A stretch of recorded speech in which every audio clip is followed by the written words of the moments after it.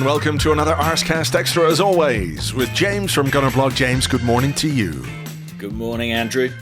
How you doing? I'm all right. It's raining. Wallet or no wallet? No wallet.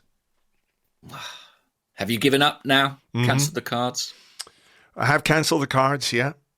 Have you put posters up? Have you seen this wallet? Much loved wallet. Last known whereabouts. Goes by the name of Wally. No, I didn't. I mean, I looked everywhere. You know, at some point, I'm going to lift something up in the house or, you know, look behind something and there it will be. I know it's somewhere just stupid, but I had to sort of live and buy things with my bank card, which, you know. Like any grief, eventually you have to move on. I think I've moved on. I've replaced the cards. I don't have a new wallet yet. I'll have to get a new wallet, get one of those tags. You know, where's my wallet? What do they call them? Air tags? What's happening at the moment then? Just a pocket full of loose credit cards? Yeah, I actually need to. Oh, God, Andrew, it's stressing me out. No, I need to put them all together because I've got I've got one bank card in the pocket of my shorts here. I've got one on the desk in front of me. There's another one downstairs, so I do have to collect them all together. What could go wrong, indeed? But look, it is what it is. I've moved on. I've accepted my carelessness, and we start a new era with a new wallet as soon as I can get out and buy one. Are you ready for a brilliant segue? Yes. So the segue is this. Perhaps Arsenal have lost their wallet, and that's why we still haven't bought those players that we're going to buy. Yeah, they only have loose credit cards, and they just got loose credit cards, and they put them in their shorts, and now they're wearing trousers. Yeah, and they don't know which trousers the card is in. Years in the podcast game is what gets you a segue like that. The smoothness. The pivot. Yes. The transition. Amazing. Where are the players, James? I don't know. Where are they? It's beginning to feel sort of personal. Like, I feel like every time we record the podcast, it's in anticipation of something before it's actually happened. They probably wait until you press publish, I think, and then start announcing stuff. That's probably it. I did notice somebody say, I can't remember if it was on the Discord or if it was on Twitter, but somebody had asked, here it is, JWatt17 on the Discord.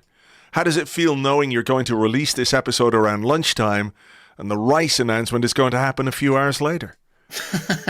I mean, maybe it will. I think if we should go on strike, maybe. Refuse to podcast until the players are announced. Hold the club to ransom. Absolutely. I mean, it will be a very effective strike because at some point those players will be announced and we can just swoop in, claiming all the glory. Look what we did. We made these deals happen. Forget Edu. Forget Richard Garlick. Forget whoever else is doing things, important paperwork and legal formalities. It's down to us entirely that we have signed Declan Rice and Jurrien Timber. We are the heroes. Should we just stop now then and just... Yeah. Or just record like 90 minutes of silence. That would be a real hard-hitting protest. It would be. Probably not great for the podcast, though. I'm doing it right now, sorry. Oh, I see. Sorry, I didn't realise. I mean, we had a question to this effect, Andrew. Okay. From Aran7763 on the Discord. Goodly evening, gents. He posted it last night. Let's do this. Good man. Let's do it. I see a lot of fans online, aka on Twitter and Threads. Am I right? No, I'm not on Threads. Well, the day is young. So anyway, I see a lot of fans online frustrated with how long Arsenal take to announce deals once we know the contracts are all signed. Do you think it's a fair criticism and that they're dragging their heels? Personally, I prefer the club's approach, where we effectively know the deals are done via Ornstein, etc., but each player signing or new contract gets a full day in the spotlight with all the social media clips and interviews, etc., ready to go. I mean, I guess there probably is something about that side of it, the content side of things, because it's an important aspect of, you know, how clubs operate these days, isn't it? You know, you've got to have your your online presence on the World Wide Web, you know, your AOL homepage, so to speak, and everyone is keen to, you know, get their own GeoCity site up as successfully as they can. But look, I think it's more to do with probably the formalities and legalities behind the scenes. Like, I know there's been loads of examples down the years of how we all know a deal has been done. It is basically, you know, all agreed, everything's hunky-dory, but there's a slight hold-up because, you know, paperwork. Like, for example, the Havertz one, the delay in announcing that, I believe, was because Chelsea didn't send back some important paperwork. Because they were too busy trying to sell all their players to Saudi Arabian clubs. So they were a bit, you know, we were at the mercy, if that's how you put it, of Chelsea, of the other clubs. So I do think it's probably more to do with making sure that everything, every single thing is signed, sealed and delivered before they make the announcements. Yes, I think that's a big part of it. I'm sure the sort of communications aspect is a consideration as well, just in terms of the timing, because so much of these transfer sagas is kind of played out without the club really having an official voice in it.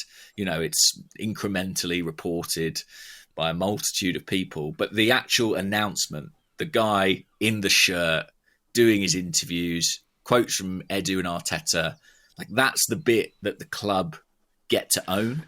And so I think probably there is quite a lot of emphasis placed on that. And I don't think it's coincidence that last week, for example, I think I'm right saying, you know, Reiss Nelson signed his contract one day, William Saliba the next. I think even if they'd signed them the same day, they probably would have spread those announcements out. Just so, you know, it just sort of, it's content planning, basically. Yeah. But yeah, I think with these deals, there have genuinely been sort of minutiae to attend to.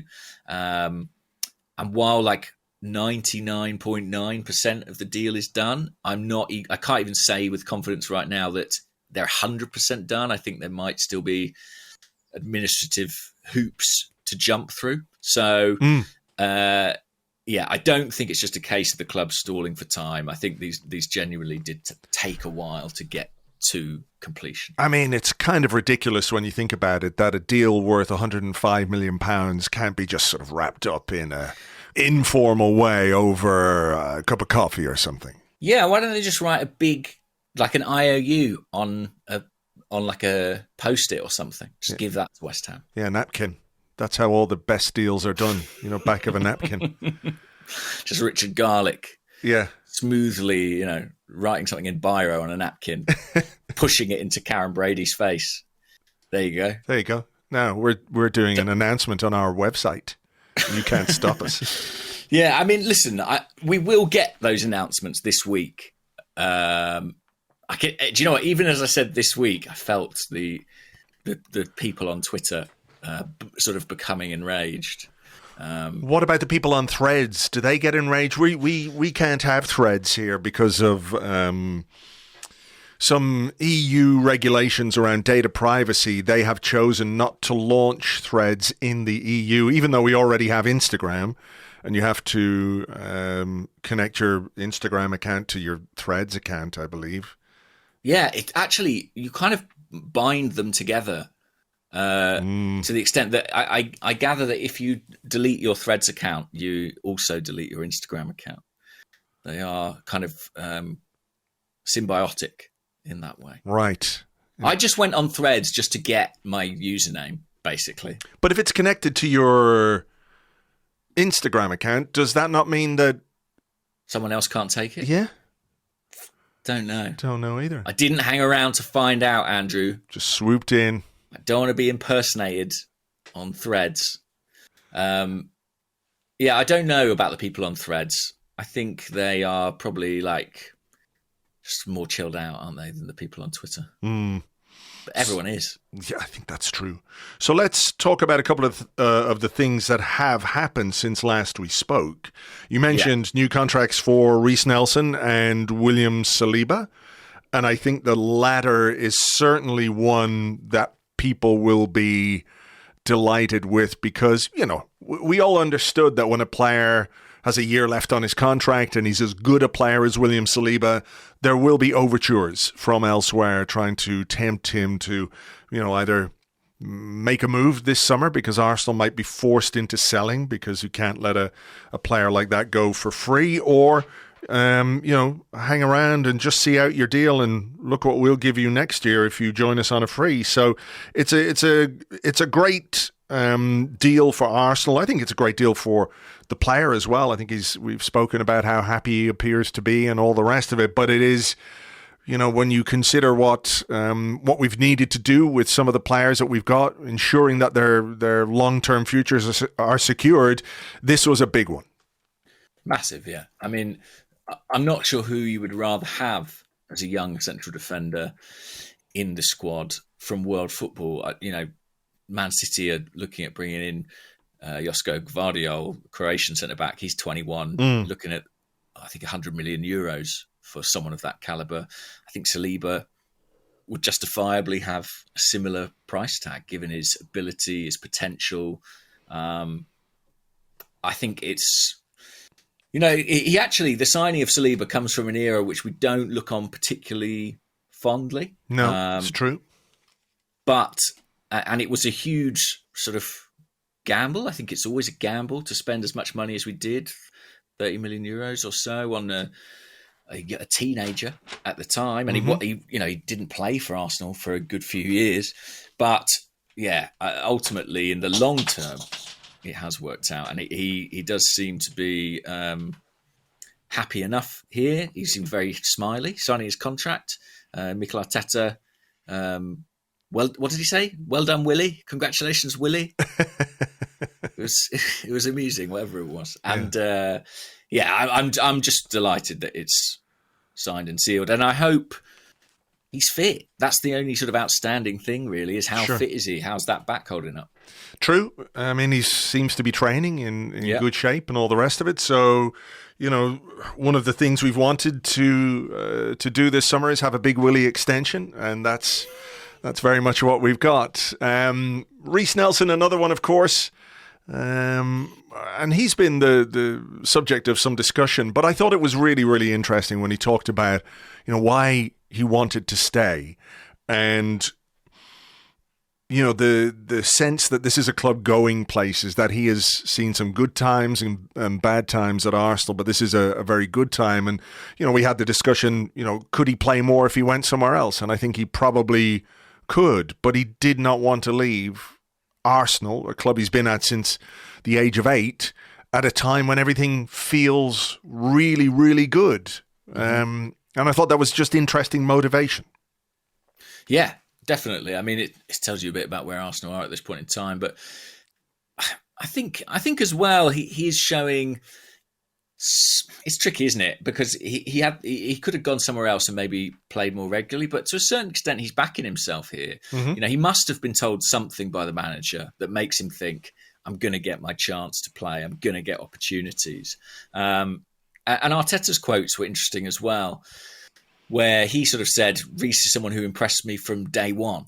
And he's always been a huge advocate for his talent. I remember Reiss being in the squad under Arsene Wenger and sort of wowing everyone on, what was the open day that they used to have at the end of the stadium, where you used to go and watch people train, and Nelson scored this audacious goal where he kind of flicked it over the goalkeeper from close range, and just being so excited about that level of talent. There have been a lot of reasons that we've not seen it consistently in an Arsenal shirt as yet. I'd love it if it worked out for him. I think generally, if players are going to really get to the top level, they've made more of an impression at their club than Nelson has by this age. So, there aren't huge precedents for someone sort of hitting 23, 24 and then suddenly delivering on their potential. But Arteta must believe that it's possible, or I don't think Arsenal would have done this deal. I think that's true. He doesn't give out new contracts on a whim, and he knows that he needs a squad that's going to be deeper and more robust next season. So it will be interesting to see how he's used and how often he's used. I don't think he started a game last season, did he? Certainly not in the Premier League. And despite a lot of substitute appearances, I think he only ended up with something like 500 minutes over the course of the season. So, the onus is on him to improve that and to fight for a place, and hopefully he can deliver. What else? We played a game, a behind closed doors game. Did you see any of that? Arsenal 1, Watford 1. I didn't watch it. No, I think they made highlights available. They did, and I didn't watch them. Okay, do you want my sort of 5-second? Yes, of course, please. Analysis. We went behind to a rebound. I think Arthur Okonkwo was in goal, made a decent save, and some Watford players stabbed home the rebound. Marquinhos got the equaliser with a finish at the far post after a move down the right-hand side. He was playing on the left. Honestly, difficult to take too much away from it, but interesting to see who was involved. And Leandro Trossard took a free kick like Ronaldo. That's the main thing I noticed. He did one of those, punt the ball over the bar. Yeah. He, what do they call it? Knuckleball. Knuckleball. You don't have knuckles on your feet, do you? Leandro Trossard does. Do you have what? You do have knuckles on your feet. Do you not? Do they call them? Each of my toes foot got knuckles? 2 knuckles on it. Yeah. And then they articulate. Mine articulate at those points, but I don't think everyone's do. What does that mean? They bend. Like I can scrunch them up. Don't most people's feet bend? Most people's. Some don't. I'm not a toe expert, but I've just met people whose toes are functionally useless. I guess they're sort of further evolved than the likes of you and me. Hang on, they just have straight toes that don't bend? Pretty much, yeah.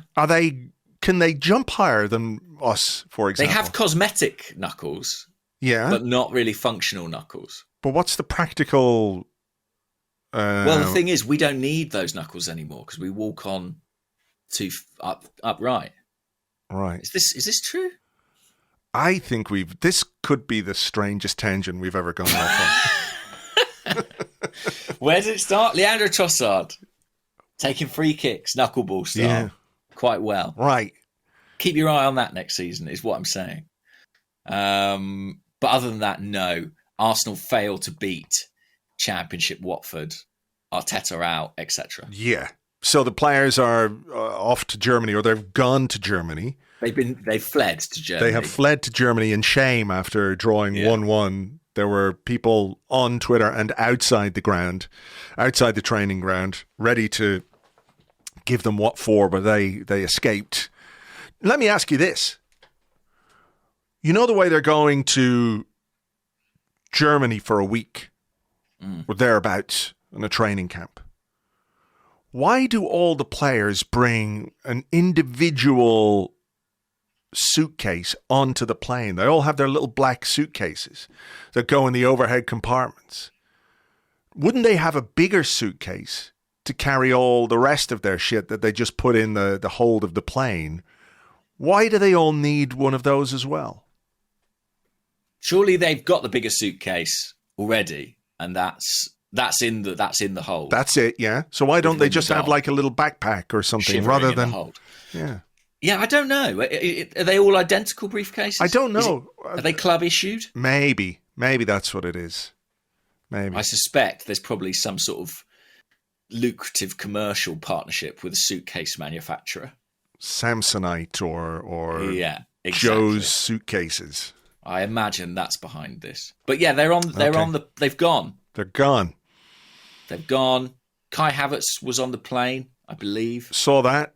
I did see that. Saw some pictures of Kai Havertz. Hope he had lots of leg room. Yeah, he's a big boy. 6'4". 6'4". Same height as William Saliba. Squad, apparently. But he's the same height as Saliba. So he's the joint tallest. But he's thinner, so he looks taller. That's how it works, all right, yeah. Yeah. He's 28 until he's 29. He's 6'4" until he's 6'5". 6'5". Yeah.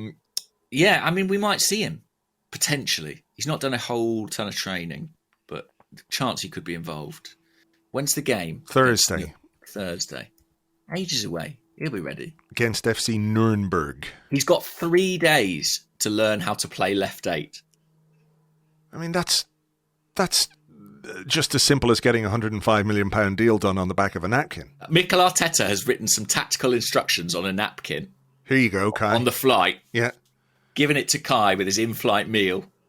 See you Thursday. Be up to speed. Be up to speed. I want to see your best Granit Xhaka impression. Did I tell you I put it in the Discord. I had the strangest dream the other night. Go on. About I was playing football for a Pep Guardiola team.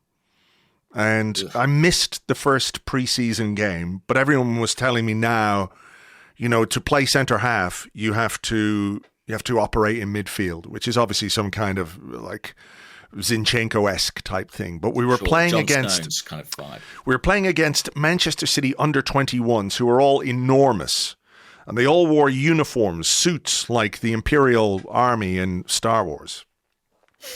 And we got to the ground. Our bus came along. And we got to the ground, and Pep Guardiola, it turns out, is an ancient monk of some kind, and he had to be released from his sarcophagus when we got to the ground. And he insisted that I put ferns between his toes on one foot. And he said something to me in a language I did not know but fully understood. Yeah. And you were the goalkeeper. No way. You were the goalkeeper of this team. But then you called Pep Guardiola mum, and everybody started laughing, and you ran off. And you were saying, I'm just confused because I just spoke to my mum because I just told her I finished my new book. Wow. And everyone was quite mean. I wasn't, but other people were mean. Thanks, and yeah, that was it. What's it. weird is none of that was included in the Man City All or Nothing documentary. No. The monk thing, I'm pretty sure, is real, to be honest. Yeah, and the ferns between the toes. Yeah. Only on one foot. Only on one foot. That feels very Pep, doesn't it? Definitely some weird stuff goes on in that dressing room, I would say. Cultish. Yeah. So I was only reminded. Stuff like that. I was reminded of that, of course, by the instructions that Arteta would be giving Kai Havertz. It was the same, in my dream, the instructions of how to play centre half these days. Well, Kai Havertz in. Mm-hmm. Granit Xhaka out. That has happened. He's gone. He's gone. He's now a Bayer Leverkusen player. Yes. For an amount of money. A good amount, which should keep you happy, I think. Yes. I mean, I will say that number is a bit disputed in Germany.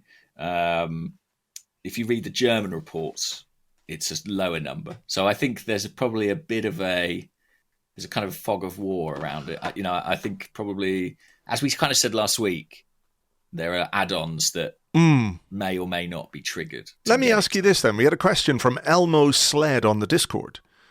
And he said, "Goodly morning. The price Leverkusen ultimately paid for Xhaka seemed to rise dramatically at the end. Do you think this means earlier reporting of the fee was wrong? Or do you think Arsenal told them the deal was on the verge of collapse because they could not afford West Ham's asking price for Declan Rice and talk Leverkusen into helping fund the gap in order to secure Xhaka?" He said if it was the latter, that was quite the move by Edu and his team. But do you think Arsenal played a little bit of hardball on this one? Well, the 25 million figure, 25 million euros, is what Arsenal wanted from the start. And Leverkusen for a long time were about 10 million euros below that, about 15 million. And that was one of the factors that made the deal take so long. I think as well, the ongoing pursuit of Declan Rice was also a consideration. Arsenal wanted to make sure they had somebody in before they let Xhaka go. How exactly that gap got closed, I don't know. And I suspect there may be a bit of discrepancy on each side about like what the eventual final fee will be. But clearly, Arsenal did get Leverkusen to move to some extent to get them closer to what they wanted. Add-ons, do you think? Add-ons? Yeah, I suspect so. Maybe, this is complete guesswork from me, but maybe there was some sort of loyalty bonus due to Xhaka that might have got waived. Do you know what I mean? There are other ways of Arsenal effectively saving money in a deal that may not have been part of the fee. It wouldn't surprise me if something like that was relevant. Right. in this situation. But, clearly Arsenal feel they've come out of it with a decent valuation of the player. He's got his move. I saw the Leverkusen tweet, he's here and he's perfect. I'm not sure. Yeah, despite his redemption at Arsenal, I didn't hear many Arsenal fans describe him as perfect. So yeah, I hope he'll be. It's a good job. It's a good job they haven't set the bar too high straight away for Granit. Yeah. Can I say, by the way, Arsenal put out a piece of content. Well, as we predicted, there would be several bits of content around Granit's departure. But one was just his goals and assists for Arsenal over his 5 years or whatever it's been. He scored some amazing goals for Arsenal. He did all right, yeah. And I think, because of all the debate around the player, weirdly, I think that was sort of occasionally obscured, but there were just some brilliant goals, like a few free kicks and stuff. Obviously, there was that amazing one at Selhurst Park, but one or two others, one against Chelsea. Just some absolute humdingers of goals. Wasn't his first goal like a 35-yard screamer into the top corner against Watford or somebody? I can't remember. Yeah. Anyway, seek it out. It is a brilliant video and demonstrates quite what a left foot he did have on him. And I just found it odd, sort of watching it and thinking, "Wow, we've talked so much about this player, and yet." When you run all these clips together, there's kind of an aspect of him that probably hasn't been that widely discussed, that he just scored some brilliant goals. Yeah, he did. He really did. He does have a cracker of a left foot when he hits it right, The signs were there all along that Granit was really a goal scorer, not a destroyer. He's there and he's imperfect. No, I hope it goes well. I mean, it is, we've had the discussion about, what a redemption it is and all the rest of it, but it's a good story. It is a good story, and I hope he has a good time there. 31 in September, so... the time is right. This is his move now, for the remainder of his time at the top, most probably. I mean, we had another question which is kind of relevant to this. Rian on the Discord said, what extent do you think, or to what extent do you think how a player leaves a club plays a part in how they're remembered? I also think moving abroad is quite advantageous here. Think Xhaka versus Koscielny, Monreal versus Sanya, Ramsey versus Cesc. Even cult heroes like Szczesny and Bellerin kind of just disappeared. Is there a good way to leave a football club if you're still at the top of your game? I don't think there is, really. Football's a bit like politics, right? It's very hard to leave on the good foot. And had Granit Xhaka left on any of the previous occasions that we thought he might, I don't know if his standing would be quite what it is now. It is difficult to kind of stage manage those exits. I think he's pretty much managed it. But a lot of those names you list there, their legacy is, I'm not going to say sort of like irreparably damaged, but it's a little bit sort of tarred by the nature of their exit, isn't it? I mean, Sanya left on a free transfer. At the end of his contract, he left and went to Manchester City. So, that I don't remember annoyed people having too many grievances about that at the time. I mean, I remember a little bit of grumbling. The Koscielny thing is a weird situation, and I'm sure there's a story there that we're not fully aware of. Yeah. For a guy who was as professional as he was throughout his time at Arsenal to depart in that way suggests to me that there was some shenanigans behind the scenes. And whether he comes out and tells his side of that story or not, we'll have to wait and see. Ramsey, I did think the shirt thing was overblown. I am going to say that much. His announcement was it Bordeaux? Yeah. Took off an Arsenal shirt and had a Bordeaux underneath. People were very upset about that. You can't disrespect the shirt. Yeah. Yeah, I'm not sure how disrespectful it was. I don't think it was the fact that he took it off. I think it was the fact that he threw it on the ground, set it on fire, and then shit on it. I think that's what really got people. I must have watched the shorter edit. Yeah, I got the Christopher Nolan edit of that. Okay. That does make more sense. 3 hours long it was. Couldn't hear a thing. Who else? I mean, obviously, like Alexis Ozil had slightly difficult exits. Yeah. I mean, even if he'd left last summer, Xhaka, I don't think it would have been the same. People would have gone, yeah, he was pretty good. Well done to him, blah, blah, blah. I think this season really solidified the sort of rebirth of affection for Granit Xhaka. The thing is, it's something a lot of footballers don't think about during their playing career, because when you're in your 20s, as we both were once upon a time, you kind of think, well, while you're intellectually aware that your playing career will end within a decade or so, you don't feel like that. You're very much, I'm generalizing here, but you're often sort of living in the moment. You're like, this is what I want right now. I want to make this move right now. But if you can somehow kind of stage manage that exit, if you can leave on good terms, in the remaining 40, 50 years, whatever it might be, of your life after retirement, I think that can be really valuable. So Granit Xhaka, whatever he does in the remainder of his playing career, once he hangs up his boots, he will have a place in Arsenal that he can turn up at any time and probably walk out in front of 60,000 people, get a very warm ovation, be made to feel like he's part of something. And I genuinely think that the players who have that, it serves them very well in retirement. I think it brings them a great deal of sort of pride and comfort and sometimes even opportunities professionally. So I think it will really benefit him. And I think players should maybe, or people advising players could be maybe a bit more mindful of that. But I guess the sums of money involved in transfers are just so vast that no one really is bothered about any of that. Yeah. I mean, look, nobody wants to be a villain, do they? Really? Some people don't care, I guess. Some people genuinely don't care. They just wouldn't give a shit. It's a job. I always think of is, and it's not entirely his fault, but I can't help but think of Oba, from where he was when he signed the contract. He was given the sort of on-pitch interview with Ian Wright treatment. Yeah.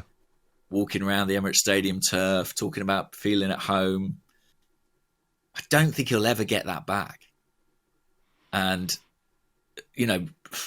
quite what happened between him and Mikel Arteta is up for debate because it's between two people. But it is sort of sad that players have that connection and it can be lost so easily.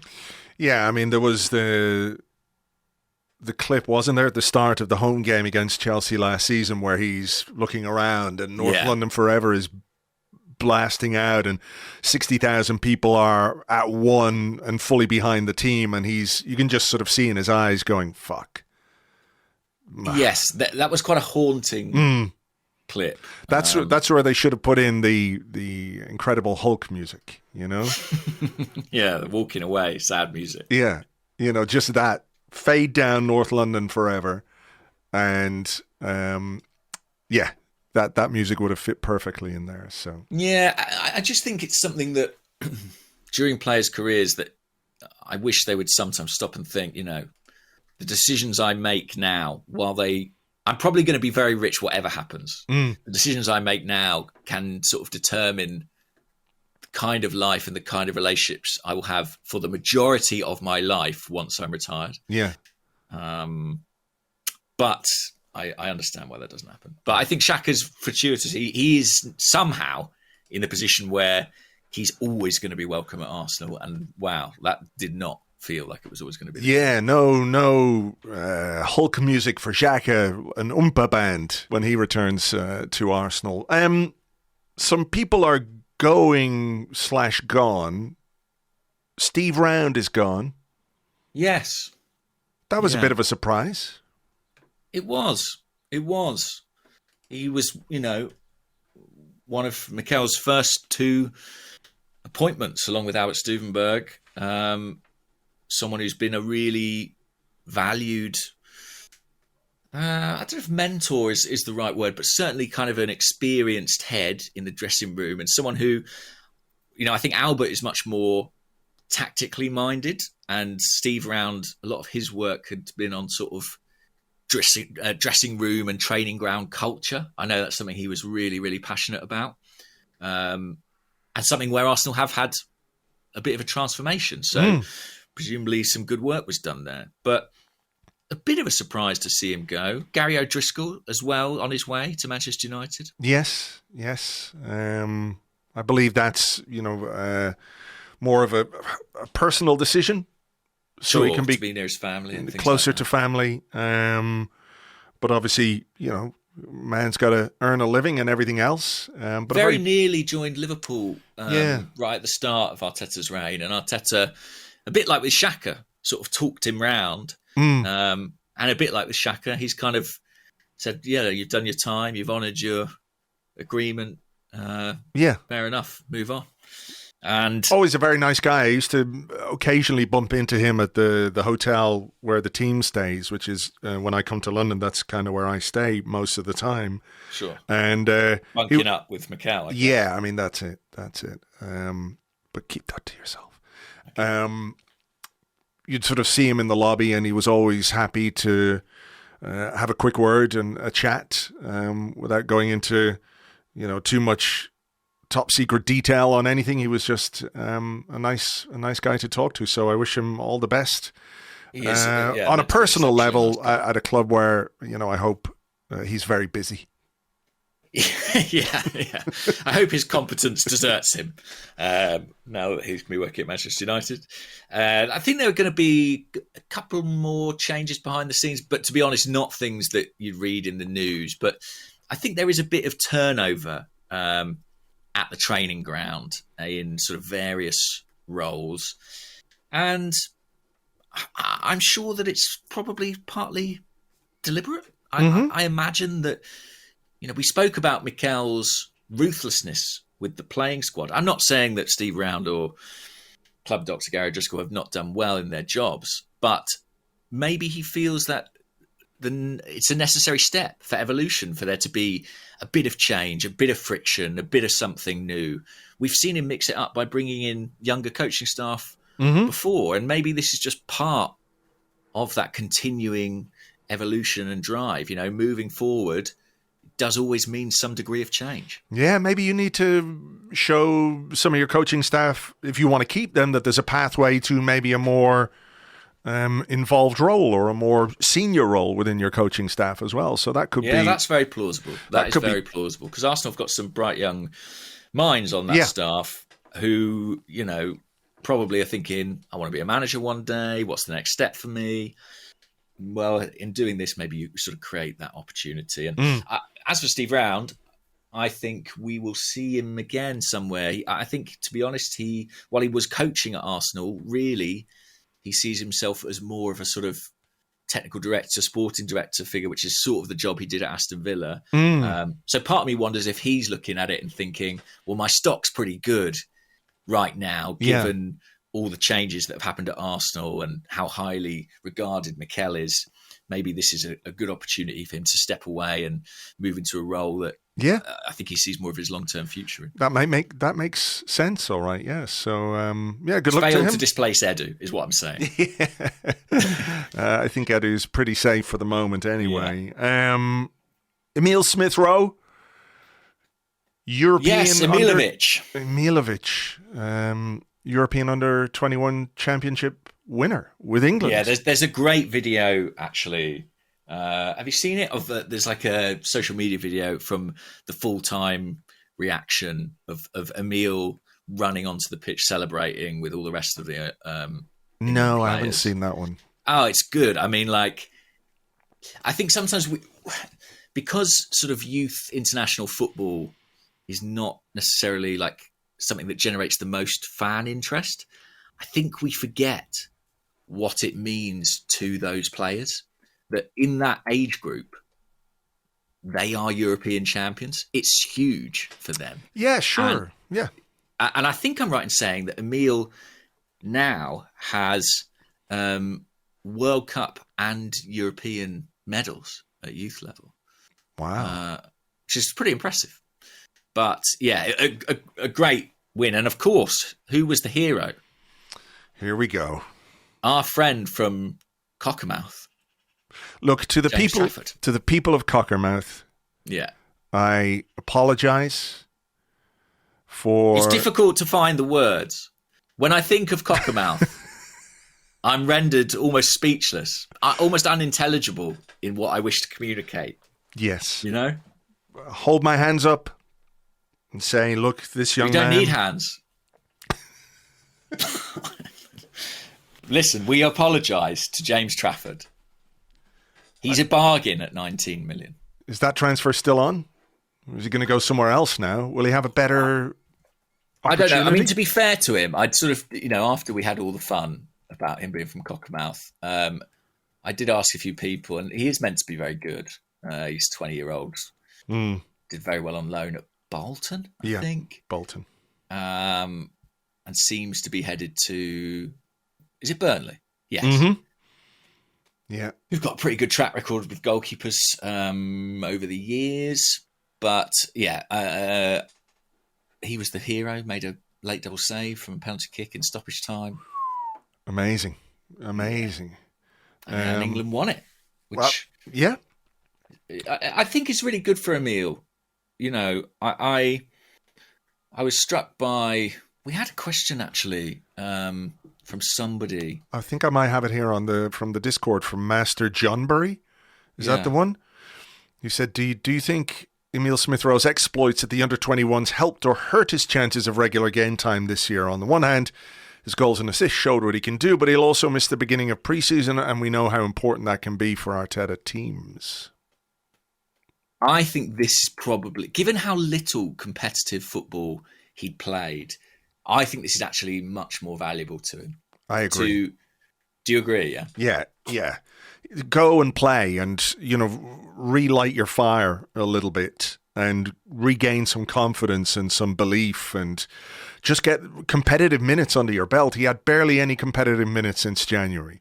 And while he could have come back and done pre-season and worked his ass off and, put in the yards and the training sessions and played in the pre-season games, I don't think it would be the same as this sort of competitive environment that he was involved in. This is a major tournament, albeit at underage level, but regardless of what age group it is, when you're in a tournament like that, you want to win. And so does every other team in that tournament. So to come out on top and be part of that winning team is going to be hugely beneficial to him. I just will be interested to see what he does next.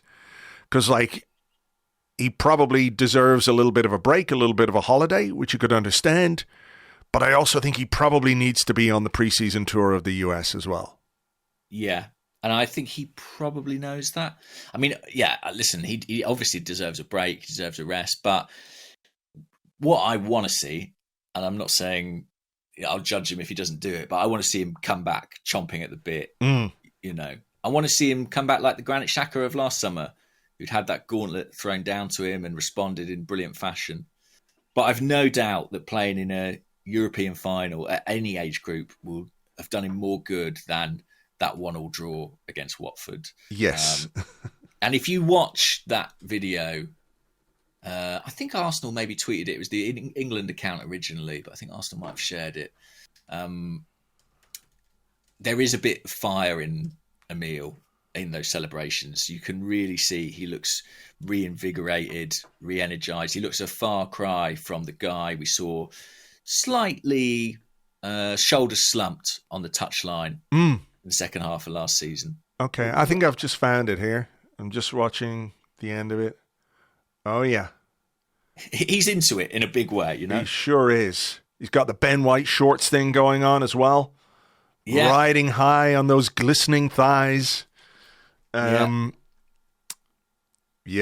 mean... Highlights on point. He looks like he's enjoying himself.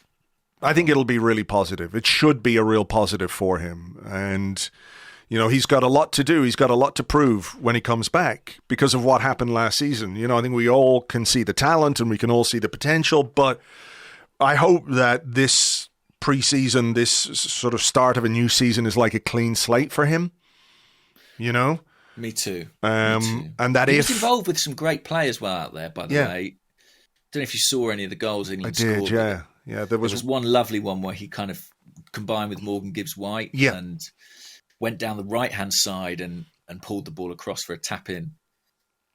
I mean, who knows? You know, the right-hand side, I don't think it should be ruled out for Emile.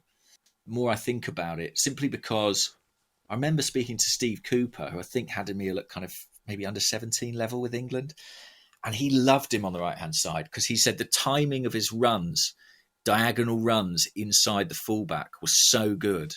And he really produced end products when he got into those areas. So that's the big question mark with Smith Rowe. Where's he going to play? And I'm so curious to see, for him to get back with Arsenal and see what Arteta might have in mind for him. Yeah, we actually had a question about that, but we might do it in part 2 because we've got 45 minutes in. So let's take a little break and we will come back with your questions and more in part 2 right after this.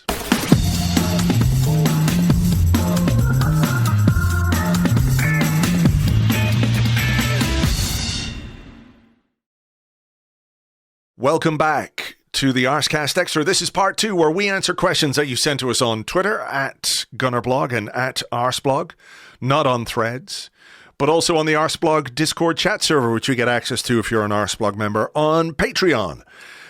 Do you want to go first? I do. Okay. Let's do this. Oh, by the way. Okay. People went to the View Cinemas, didn't they? They did. And they have informed us that Daniel Kaluuya does indeed say, let's do this, in very much that fashion. Do you know, I feel like people have said this phrase before, but you have, catapulted it now into the public consciousness. It's the way I say it. That's it. That's it. Anyway, I guess I'm calling out Daniel Kaluuya. I guess I'm saying celebrity mud wrestling for the rights to Let's Do This live at the Union Chapel next season. I will absolutely fund that event. Great. I will be the promoter. Who's the geezery boxing promoter guy? I'll be that guy. Oh, Eddie Hearn? Yeah. Nah, he's probably a prick. So I don't want to be him. I don't think there's much probably about it, to be honest with you. I don't know very much about him. You know enough. Okay. Okay, well, this is relevant to Smith Rowe, this question, kind of. Okay. So I want to ask it. So it's Ollie Tucker, who's at Ollie Tucker93 on Twitter. And Ollie says, morning, gents. What are your hopes and expectations for Fabio Vieira for this upcoming season? What are some of the goals you think he would need to achieve for it to be considered a good season for him? I think, obviously he's got to become a little more effective. Tall and wide. Taller. Why is my mouse stopped? He is going to have to just be a little more involved. I don't think he's any bigger than he was. I think he's always going to be a pretty slight kind of guy. It would be a hell of a gamble if we bought him hoping and believing he would one day be 6 foot. 6'4". Yeah. Challenging Saliba and Havertz. We knew the growth potential was in there, yeah. And his potential height ability was 6'4". So we paid the big bucks. No, I don't think he is going to be who he is. Mm-hmm. And that can be fine. He had, as far as I can tell, 8 goal involvements last season for Arsenal. So that's not bad. He had 2 goals and 6 assists. Yeah. 2 assists in the Premier League, 2 assists in the Europa League, 2 assists in the FA Cup, and a goal in the Premier League and a goal in the Europa League. So, he was underwhelming, I think, but still managed to contribute a bit. I think you'd need to see double that again, maybe next season, to suggest that he has been a successful signing. Would that be fair? Is that a lot? So from 8 to 16 goal involvements, it is quite a lot, but I guess it depends on what you do and in what context you do it. bang in a few goals, to secure a win here and there, and you start to become perceived anyway as a much more valuable player. If we're expecting Kai Havertz's role that he's learnt from the back of a napkin to be slightly tweaked or maybe slightly liberated from some of the defensive responsibilities Xhaka had, certainly in his own half, then I don't think it's unreasonable to suggest that Vieira may be the sort of natural alternative in that position. Do you think he is? I mean, because we had the other question that I'd mentioned at the end of part one was from Gunnar Josh on the Discord. He said, where do you see Smith Rowe and Fabio Vieira fitting in this season? Yeah. Personally, I see Smith Rowe as the left 8 understudy to Havertz and Vieira as the right 8 understudy to Odegaard. Well, that's an interesting perspective. I mean, we've seen more of Vieira in the left, certainly of late we have. I mean, he started there a couple of games, didn't he? The Bournemouth game and one of the others. But he did also start ahead of Odegaard when Odegaard was, I think, injured or unwell for the Brentford game away, and Vieira scored a very, very good goal in that game. I mean, really, you'd like him to be able to contribute in either of those positions. I think they're similar enough that he could do that. The reason I think it's relevant to Smith Rowe is partly that they may end up in direct competition. The other is that obviously Fabio Vieira was supposed to be at this European Under-21 Championships. Yes. And had to withdraw with injury. And I would much rather be Emile Smith Rowe than Fabio Vieira right now, coming off that trophy win and with that competitive game time under his belt. I think it's such a regret that Vieira didn't get to go. Because it once again, especially now that he's been carrying injury, I mean, I don't know what his status is right now, but you fear that he could once more go into a pre-season on the back foot. Yeah, because he arrived injured last time around. Arrived injured last summer. I think he had a minor fracture. So, which was a significant injury, to be honest. I think it was a bit downplayed because Arsenal didn't want... They didn't want to Kim Kallstrom him. Exactly. Yeah. I mean, just get the napkins out. If the Havertz napkin is do Xhaka but better, the Vieira napkin has got to be a bit more Odegaard. Something like that. I don't know. I think, did you say he scored 2 goals, 6 assists? Yeah. I think he should be scoring more goals than that. And I think he had opportunities to score more goals than that. He is a really decent finisher who takes up good positions. I think his goal scoring potential is maybe one of the most exciting aspects of the player. So I'd be looking for a more tangible return in terms of goals next season. I think back to last season, and the game that stands out to me, actually maybe even more so than the Brentford one, is Wolves away, when Granit Xhaka had to go off quite early with a dicky tummy, I think it was. And Vieira came on and sort of struggled initially, but over the course of the game sort of found his feet and I think produced an assist by getting to the left touchline and cutting the ball back, maybe for Martin Odegaard. And yeah, I just felt like it was one of the moments in the season that I thought could be a turning point for him. There were a few. Yeah. Unfortunately, none of them really, he didn't quite catch light as I'd hoped. No. I think there's definitely more to come from a player who cost a pretty decent fee, in fairness. It was whatever, 35 million. So we have not seen the best of him yet. And hopefully, a proper preseason will be really beneficial to him. We're going to have players like him impact games from the bench more than we needed to last season, I think. Particularly in Europe, in the Champions League, there are going to be minutes, there are going to be opportunities. So I do hope he can take a step forward this season. So is it my question? It is. It is my question. Okay.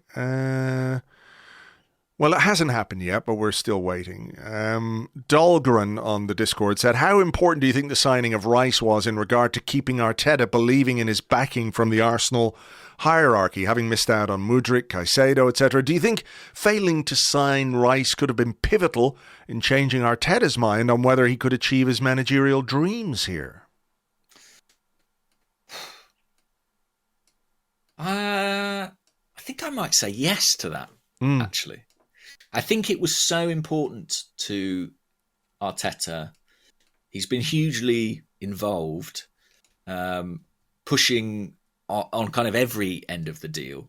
And I do think one of Arteta and Edu's best attributes is that they seem to be able to present quite compelling cases to the board for why they should spend money. Mm-hmm. They've earned that trust, perhaps.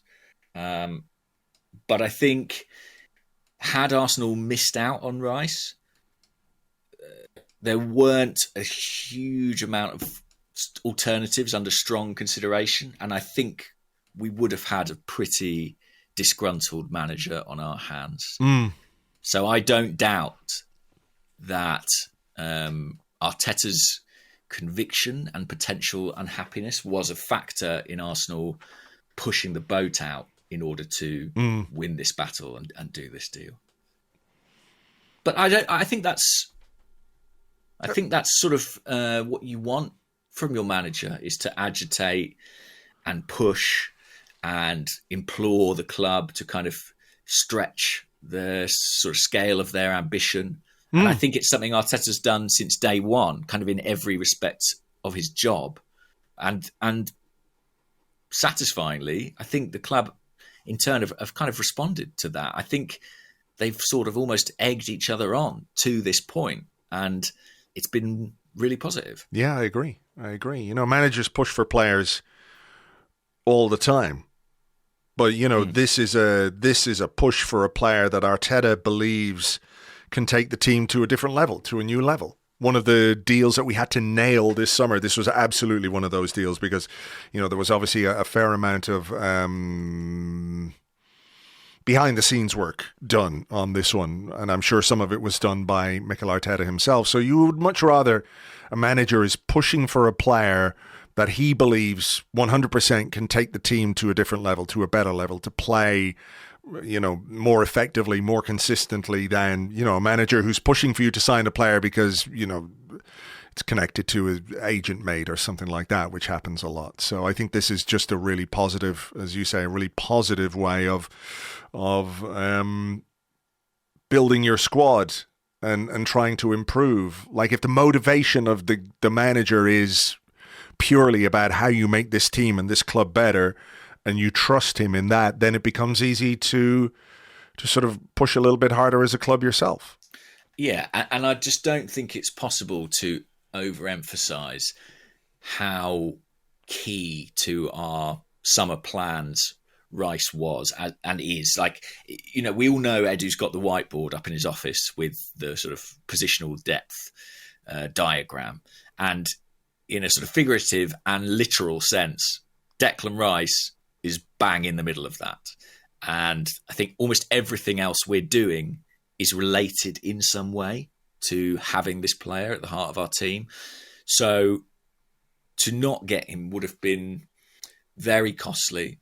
And I think if it meant that Arsenal had to put in an extra 10 million than they were planning, I think they were prepared to do that to give Arteta what he wanted. Very interesting. Very interesting. Here you go. I think this is interesting. RJ McCready, who's at Wayland Utini on Twitter. Goodly morning, gents. It's been 21 years since the club last changed its badge. Since we are now in a new era, is it time for a refresh? And what might you like to see in a new design? Well, I mean, obviously, what's the Latin for "let's do this"? Good question. We do have some Latin scholars who listen to this, I believe. I remember getting an email in the past before. I apologize, I can't remember the name, but Quod faciamus, apparently. Oh yeah, you just Google Google motto. Translate. Yeah. I imagine that's what people did back in the day. Yeah. I mean, I don't really... How do I put this? Care? Not that I don't care. Because you can make a balls of a badge. You know? Yeah. But it wouldn't be like high on my list of priorities.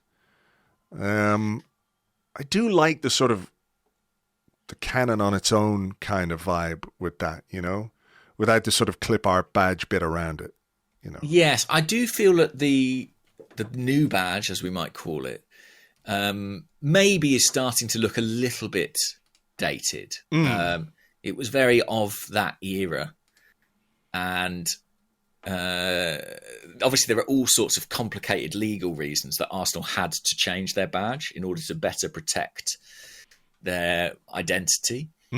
But I do like that they have shown more flexibility with it in recent years. Like we've seen kits, for example, with just the cannon on. Yeah. And I love that. I think that's great. If it was up to me, maybe we would move towards doing that more regularly, just using the cannon as the symbol. But I understand that, you know, that sort of thing, it probably costs a lot of money to try and protect it, maybe impossible. And also we've just redesigned the exterior of the stadium in a way that I think incorporates the current badge. That's true, actually. Yeah. So my best guess would be it's here for at least another decade. But I hope we can, continue to sort of use the cannon in the branding, because I just think it is much cooler and feels much more sort of authentically Arsenal. Yeah, I really liked Nottingham Forest's kit at the start of last season, because they just had the sort of, what is their badge? Is it trees or something? It's a forest, isn't it? It's a tree, I think, yeah. And they didn't have a shirt sponsor, and they just had the tree with the lines and what have you on the shirt, and it looked really nice, really simple. Shirts are a bit cluttered these days, aren't they, with sponsors and badges and all kinds, but that's the way of the world. Chelsea launched their new kit this morning, and it's kind of a retro 90s style. Wow, the 90s is retro now. And they don't have a club shirt sponsor. You may have read about this. No. There was a gambling company I think they wanted to work with. It turns out they don't exist, and they only take cryptocurrency that they then funnel into a fund which supports terrorism somewhere. I don't know. Something like that. Let's have a look. The West London side have been in talks with gambling firm Stake, who also have deals with Everton and Watford, but fans were vocal in their opposition to the potential deal, and nothing was agreed upon. Would you believe it? Chelsea fans doing the right thing.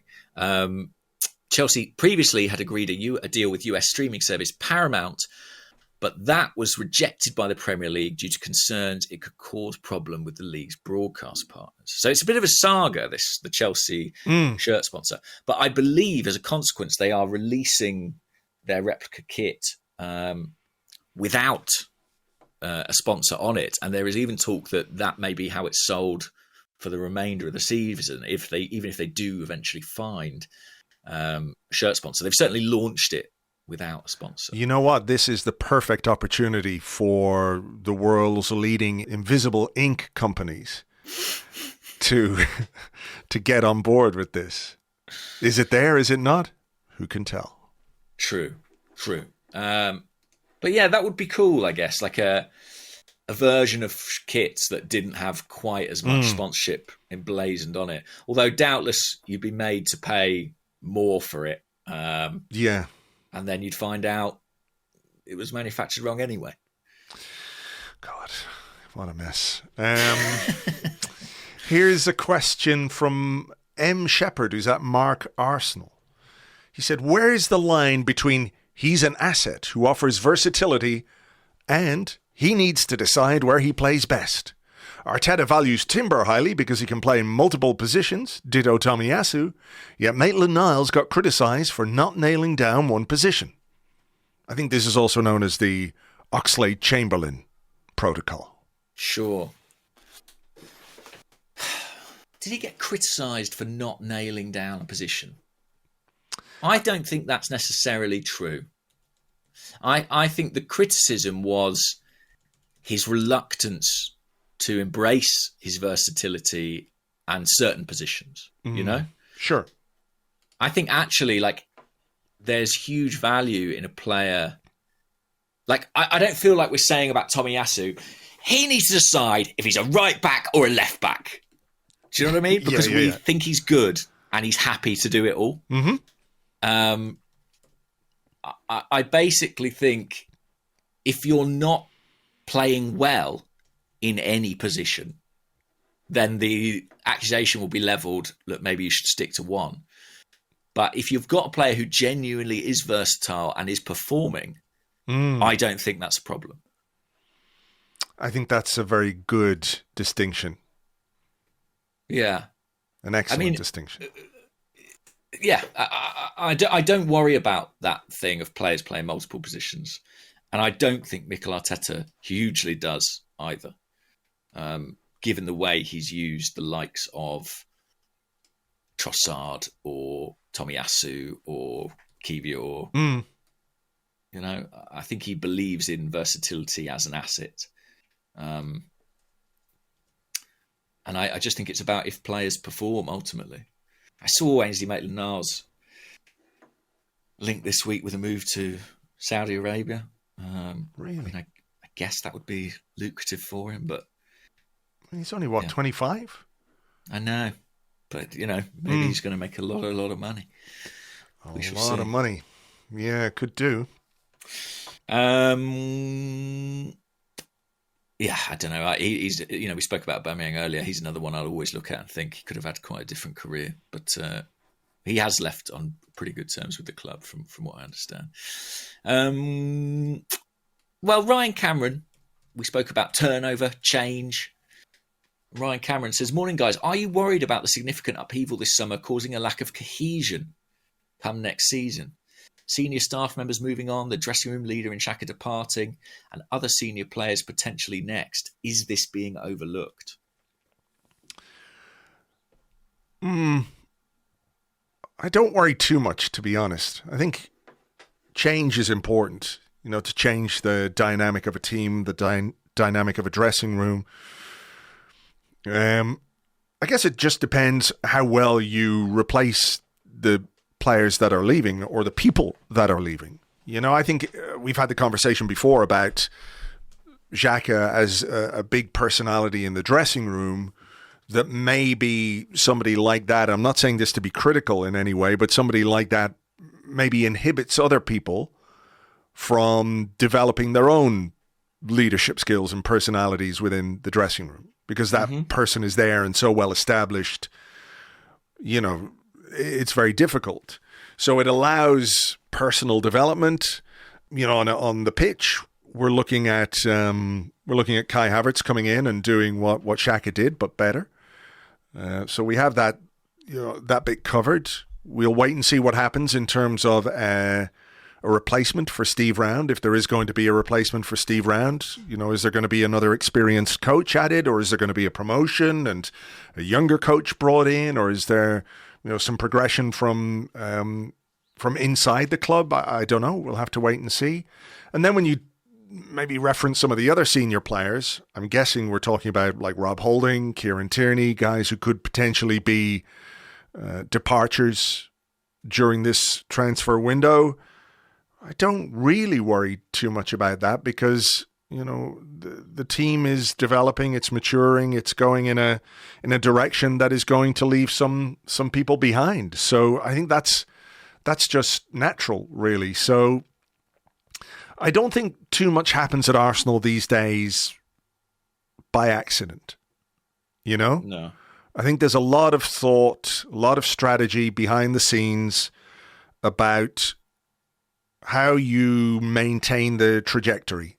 You don't do anything that's going to destabilize the club in a significant way. There are obviously things that could happen that are out of your control, they're out of your hands, whether it's a big bid for one of your players or somebody becomes unsettled or something, strange happens, whatever it might be.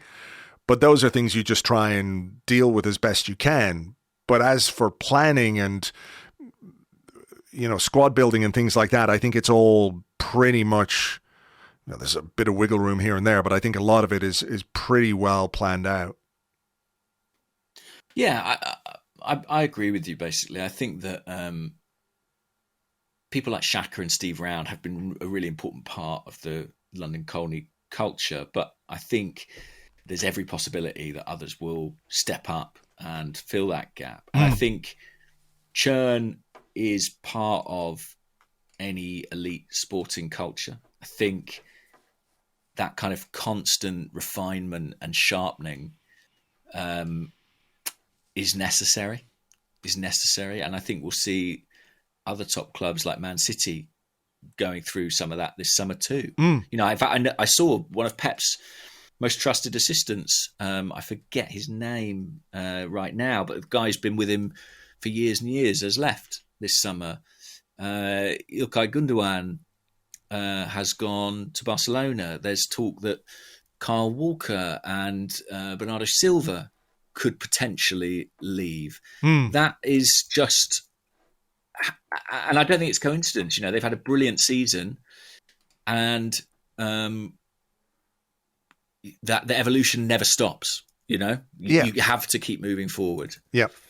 I'm just going to see who that assistant was. Rodolfo Borrell. That's it. Yeah, he's gone. Who's really very, very close to Pep. So close. So close. So yeah, that's just what happens at the top end of sport, and I think we probably have to get used to it. Exactly. It's change is weird and scary, but it's also can be really, really positive as well. Let me ask you this one.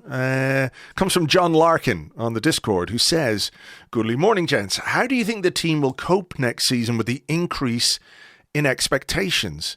We've been taken as underdogs, or we have taken being underdogs in our stride over the last 2 years.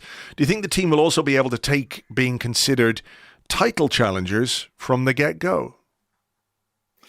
It's an interesting question because it's arguably been in the latter periods of those seasons when the expectations have been sort of more squarely on us that we have faltered. So I have to be honest and say I'm a little concerned about how we'll cope with that level of expectation. I think as well, Tim Stillman wrote a very good column, I think it was, for Arseblog about this, saying that he sort of feels like there might be a different feeling at the Emirates Stadium next season. The level of expectation among us as supporters has been raised, and that will bring with it different pressures and maybe a slightly different quality to the atmosphere. I hope not, because it's been amazing of late. But I think it's sort of inevitable. And when we spend the kind of money that we're spending, that, the eyes of football media, other clubs are going to be on us. We can't really profess to be underdogs, no, in any real sense at this point in time. When you've broken the British transfer record for a British player, I guess. Yeah, I mean, I accept that to an extent everyone is an underdog against Man City, but beyond that, I don't think we can say that really in the context of the Premier League at this point in time. So yeah, I think that will bring about a change in expectation levels, and I hope that our players, having been through that experience almost twice before, of slightly wilting in a highly pressurized situation, I hope that they have learned from that. I hope they are collectively arriving at a point of maturity to cope with it, to deal with it. And I hope that the scars that they have suffered, and I don't doubt there are some deep scars. If you listen to Martin Odegaard talk about not winning the title last season, I think it's very clear it pains him and the other players. I hope they can be used to kind of generate more motivation? Because that is the sort of one remaining test for Arsenal. Can they stick the landing, essentially? Yeah. And that's the most difficult bit, I suspect. But it's what we've not done so far. Yeah, I mean, it's just the trajectory that you're on. This is what you're going to have to deal with. Mm-hmm. I'm absolutely fascinated to see how we go next season, because you're right. We've come from a sort of rock bottom, as a football club. We hit a kind of a rock bottom and we stabilized and we got good and everyone's excited and all the rest. But we've also got to where we are by spending a lot of money on very good football players. And having done what we did last season, there is going to be expectation. We want to do the same. We want to do better. But also, maybe I'm not saying people didn't take Arsenal seriously before, but maybe we're going to have to deal with teams that are a bit more out to stop us next season. That are going to set up in a way that's difficult for us to break down. We're going to have the kind of tactical variety that the big teams need in order to win the games. And I think it's going to be a very competitive Premier League again next season, because a lot of money is going to be spent. There's some good managers in there. If we were something of, I don't think we were a surprise package per se, but I don't think anybody really expected Arsenal to challenge for the title in the way we did last season. No. So, I mean, this is it. I mean, this is why he has basically cultivated a squad of players who are no older than 26, bar, a couple of outliers. Jorginho, El Neni, Partey. Beyond that, Trossard. But beyond that, every player at this football club is between 21 and 26 years of age. And I think that's deliberate, because you need to grow and you need to develop. And you need to sort of raise the level of each player year on year in order to keep that trajectory going. So it's going to be absolutely fascinating to see how we cope with that, Yes. It's such to win the Premier League now just requires such unrelenting consistency. It is a mammoth task, and I'm fascinated to see how Arteta and this squad tackle that next season. It's going to be very, very interesting. What about this? Fabio Vieira, we've done. The badge, we've done. Oh, cohesion, we've done. I've got to go to my other folder is what I meant to say. Do you have a foal standing beside you? I have a foal who passes me all the questions. You just write questions on the side of a foal. What about this? Greg Justham, another worried listener. Goodly morning. In a summer where everything seems so positive, I woke up today worried about 2025 when all our amazing young players have only 2 years left. Have either of you had any strange and irrational negative thoughts when everything seems so good? Isn't that just the way of it? Everything's good, so you're waiting for the hammer to fall in some way. Yeah. So much so that you're willing to time travel 2 years into the future to fret about something that won't happen for 24 months. I think that's just the way of the football fan. Talk to me in 2025 when we're sitting here, hopefully talking about, Bukayo Saka, Gabriel Martinelli, William Saliba, Premier League title winning players, Champions League winning players. How are we going to keep them? Oh, that's a discussion I'd be very happy to have, to be honest. But, having just signed these guys up, I'm not really in the mindset of looking too far forward into the future so I can get scared about something that isn't going to happen for ages. Mm-hmm. Any grievances about Saliba's contract being 4 years, same as Bukayo Saka, wasn't it? Grievances? No. I mean, look, like most people, I had a little bit of a worry that he wasn't going to sign, or that he wouldn't sign, or that he might be tempted somewhere else. So he signed. What the fuck am I going to get angry or worried about? Like, I know there's always, this, if the club can add on a +1 to a contract, it's good for them. But when you've just signed the best young centre-half in Europe, along with the best young right winger in Europe, along with the best young left winger in Europe, along with a very good goalkeeper, a very, very good centre-half, it's a bit of a stretch to be complaining about the duration of a deal. For me, anyway, I think this is just the reality of what you're dealing with when you're dealing with top talent, that there is an element of compromise on both sides when it comes to signing a new deal. And if those players progress as we expect in the next 2 years, the likelihood is you would have to be sitting down with them at that point anyway. Exactly. So I don't worry too much about that. I'm very excited for this next 2 years, and I don't want to wish it away.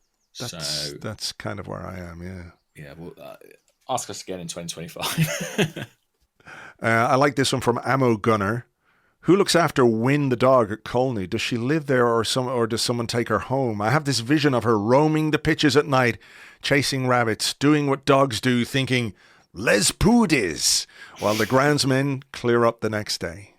It's a good question. I don't know the answer. I think she goes home with somebody at the end of the day. Surely. Yeah. Sorry, I do know that. I don't know who she goes home with.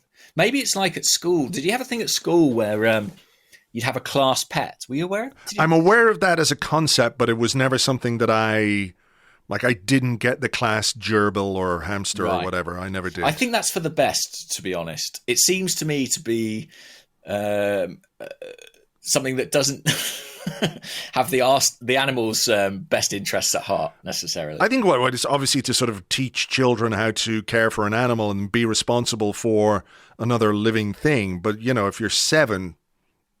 A lot of these hamsters, I don't know what the lifespan is of a class hamster, but I imagine it's not great. I don't know either.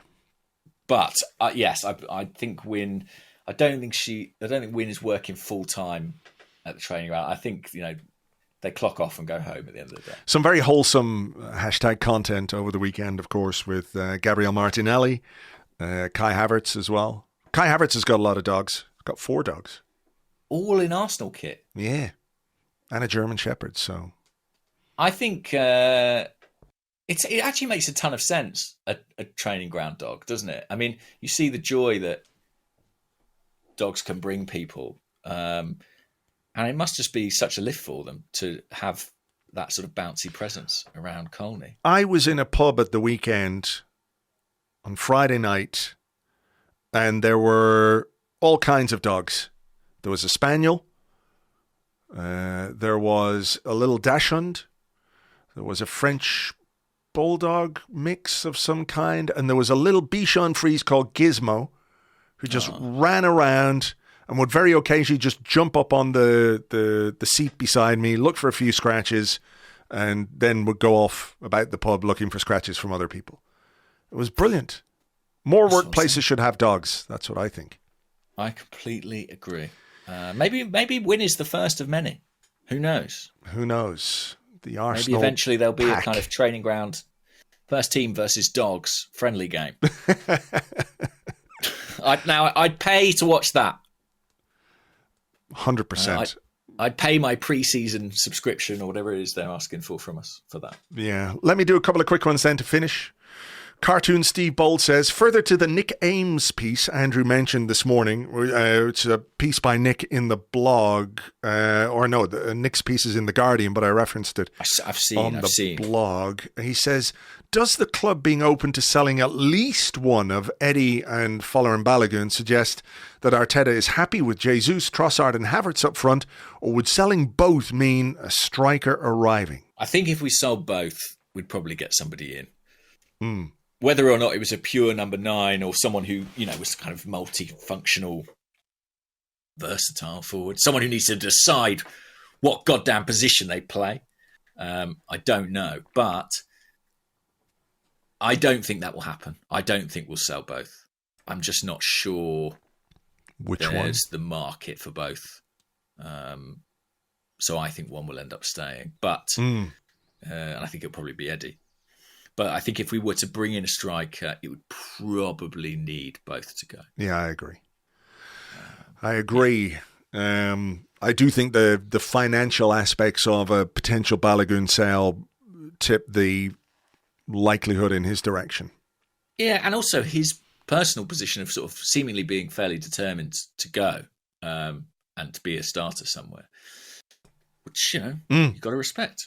So I still think that's what will happen. But it wouldn't surprise me if we kept him around for America. And I believe he is going on the American tour, and I believe there is going to be, with the mind of, seeing how he performs, how he trains, how he plays, what the commitment levels are like before a decision is well and truly made there. Listen, look at Saliba signing a new 4-year contract. There was a time where not many people would have put much money on that. I think we have learned about Mikel Arteta that the door is always open if you're prepared to sort of make the right concessions and show the right attributes. And there is talent there with Balogun. So I wouldn't say anything is a certainty, but if I had to wager at this point in time, I would say that he would be the one to go. All right. Last one from David McNamara at DVDMCN. He said, how do you think a Mikel Arteta pitch to a new player goes? If it helps, feel free to role-play the conversation. Andrew, as an Irishman, you can be Declan Rice, and James can be Mikel. Okay. I'm Mikel. You're Mikel. And let's say, hypothetically, where are we meeting? Costa Coffee. Of course. Because, you get a little kickback. It's coffee done a little better. Costa Coffee. So I will... Okay, I'll meet you in the Costa Coffee. Yeah. Right? Okay. I won't do the accent because it's offensive. Declan, hello. How are you, Mikel? All right. Make your mind up. Might I say how well you're looking? Thank you. I like your hair. You too. You have very excellent hair as well. It reminds Enough me small of Lego. talk, Declan. I see you.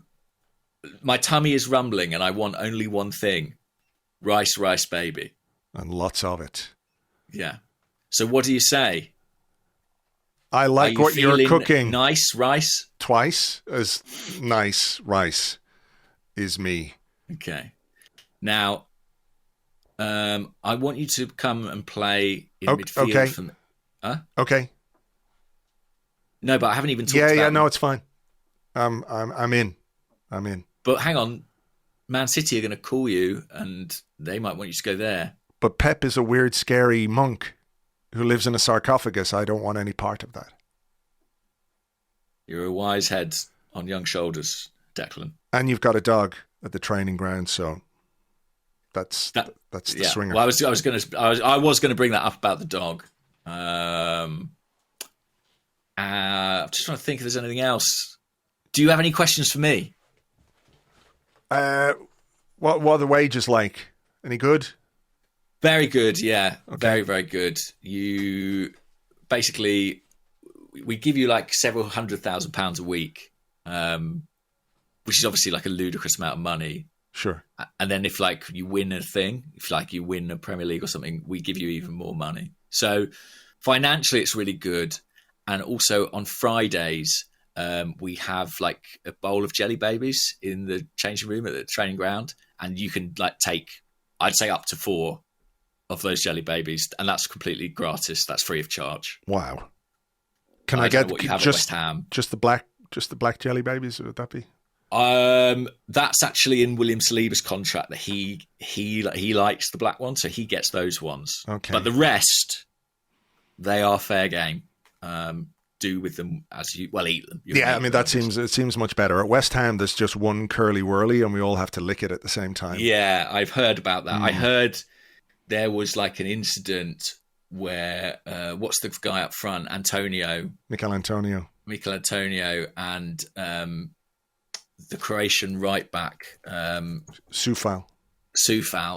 They were like eating each end of the curly whirly simultaneously, and it sort of ended in like a weird like curly whirly kiss, and like it's fine, but like they don't really talk about it. Like they haven't looked each other in the eye since, essentially. Yeah, the lady in the tramp moment. It was a lady in the tramp moment, yeah.